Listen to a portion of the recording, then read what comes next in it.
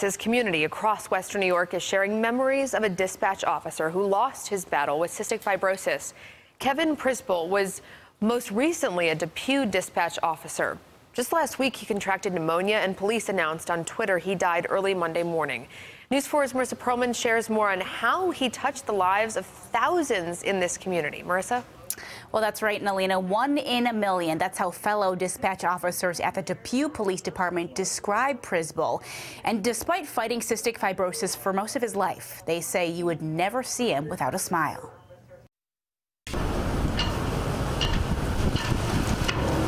The flag outside the Depew Police Department hangs at half-staff in honor of Kevin Prisbol. He was a dedicated individual and very hard working, and always professional and always upbeat.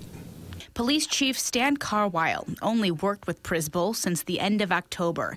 But in that short time, he says he made such an impact on the Depew Police Department. It was nice to be around him, knowing that he had these adversities, but yet he didn't let it affect him in a negative way. He was always positive. Prisbol had been fighting cystic fibrosis almost his entire life. Winters were hard on his lungs here, so he moved south. In Florida, he had a double lung transplant and was feeling great, so he moved back home to Buffalo in 2015. I couldn't imagine going through those challenges and being as positive as he was. It was a fight he didn't talk about much, and after being hospitalized last week, coworkers say they expected him to be back doing the work he loved soon. We thought that, Kevin bounced back and he was tough and he would come back. And although he lost his fight, he outlived doctors' expectations.